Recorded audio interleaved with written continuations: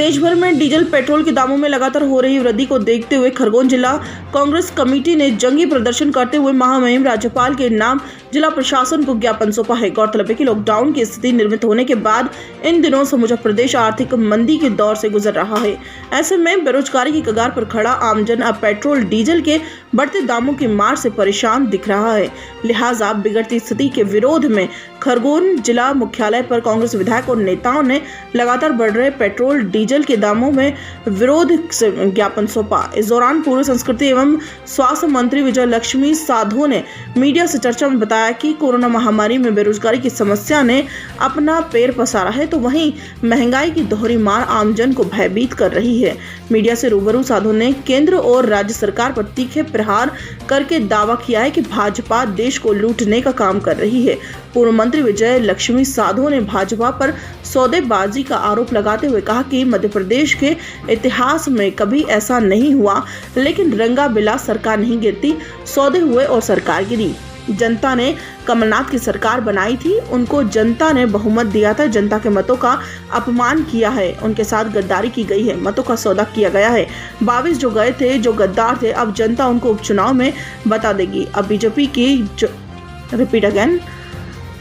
के लोग कांग्रेस ज्वाइन कर रहे हैं। सिंधिया का उपचुनाव में असर नहीं रहेगा। अगर उनका असर होता तो गुना से नहीं हारते। एक छोटे से आदमी ने उनको हरा दिया। इससे जाहिर होता है कि इनकी जनता के बीच कितनी पहुंच और पकड़ है। मध्य प्रदेश खरगोन से प्रदीप कुमार गांगली की रिपोर्ट।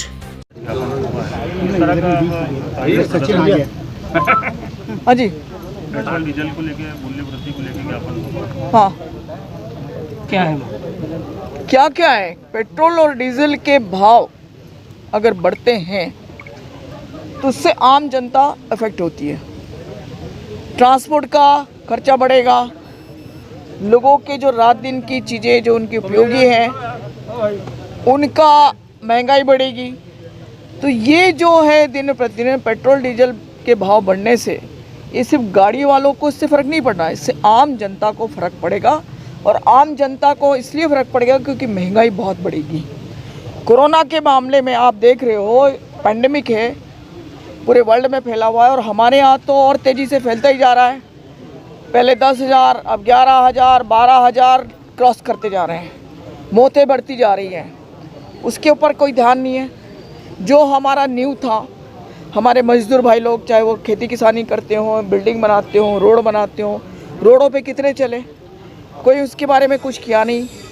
लोगों की तनख्वाहें सरकार में भी इनने किसी की 25% कम हो गई, किसी की 50% कम हो गई, किसी की 75% कम हो गई। तो एक तो वो मार, किसकी जेब खाली, कारखाने बंद हो गए, मजदूर बाहर आ गए, वो मार। सिर्फ ये जुमलेबाजी के अलावा कुछ कर नहीं रहे। और तो और जिस तरह से पेट्रोल डीजल के भाव इन 17 दिनों में बढ़े हैं, रोज़, ये तो पहली सरकार हमने देखी है कि रोज़ भाव बढ़ते हैं।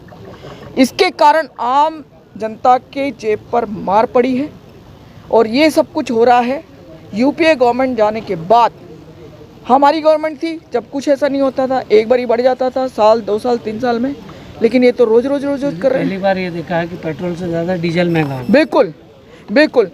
उस वक्त जब हम लोग सत्ता में थे, यूपीए गवर्नमेंट थी, उस वक्त क्रूड ऑयल जो कच्चा तेल है उसका भाव पर बैरल 35 से 40 के बीच में रहता था। आप खुद लोग पेट्रोल डीजल यूज़ करते होंगे, उस टाइम के आप रेट देख लो तो आपको लगेगा कि आज हमको 20 से 25 रुपए लीटर हम लोग को मिलना चाहिए, क्योंकि कच्चा तेल का भाव जो कम हो गया है। प्रति बैरल जो मेरे को बताया कि 38 से 40 रुपए है। यह हमारे ज़माने में भी होता था, लेकिन पेट्रोल डीजल के भाव कम थे। लेकिन आज का ज़मीन आसमान का फ़र्क हो गया। तो इस चीज़ को थोड़ा गंभीरता से देखने की ज़रूरत है। इससे बहुत मुश्किलें आ रही है आम जनता के ऊपर। डीएम ज्ञापन लेने आए नहीं है, आपने कहा कि इमरती देवी नहीं है, हम जल्दी पढ़ देंगे। देखिए, कांग्रेस की सरकार नहीं है, ये भाजपा की सरकार है और भाजपा की सरकार अधिकारी चलाते हैं। तो अधिकारी की मर्जी, आए या ना आए, कांग्रेस की सरकार में अधिकारी अलर्ट रहता था, क्योंकि कांग्रेस के लोगों को सरकार चलानी भी आती है, काम करना भी आता है, काम कैसे किया जाता है। दीदी आप ग्वालियर दौरे पे गई थी और बिसाहू लाल साहू का आपने बिकाऊ लाल साहू कहा, तो क्या लगता है कि पूर्व विधायक इतने थे 22, तो क्या बिके हुए हैं? कोई भी सरकार को जब गिरती है, गिराई, ये मध्य प्रदेश के इतिहास में कभी नहीं हुआ। मध्य प्रदेश की राजनीति पूरे भारत के अंदर एक साफ सुथरी स्वच्छ राजनीति के अंतर्गत मानी जाती थी। हमने कभी यहाँ देखा नहीं, सुना नहीं। यूपी, बिहार उधर होते रहते थे, लेकिन मध्य प्रदेश बहुत साफ सुथरा था। लेकिन रंगा बिल्ला की जोड़ी ने यहाँ भी वो भूला दी, और अगर लाई है तो बिना सौदों के तो सरकार गिरती नहीं है।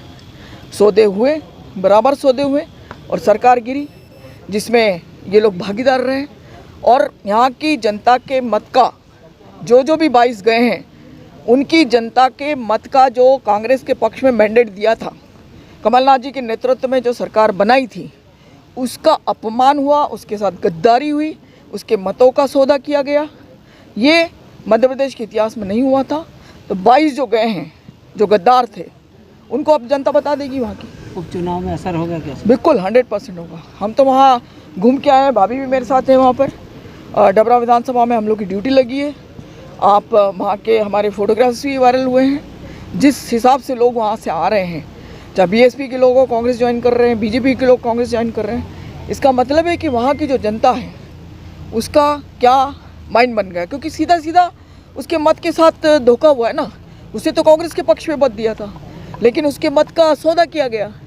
तो उसके साथ अब यही होता रहेगा कि मतदाता के मत का जो दुरुपयोग हुआ है, तो उसका तो मत का कोई औचित्य नहीं रहा। अब किसी को भी आप एमएलए बनाओ, जिसके पास पैसा है वो खरीदेगा और सरकारें बनाएगा। तो यह प्रजातंत्र रहा कहाँ, डेमोक्रेसी रही कहाँ? इंडिया जी का कितना असर रहेगा बीजेपी में? असर रहता है तो भाई हारते क्यों भाई गुना से? आप ये बताइए मुझे, मैं आपसे ही जवाब करती हूँ, सवाल पूछती हूँ कि अगर असर होता तो हारते नहीं इतनी बुरी। बहुत छोटा सा आदमी, छोटे से आदमी वो यादव ने उनको हराया। तो इससे यही जाहिर होता है कि कितनी पहुँच, कितनी पकड़ जनता के अंदर है।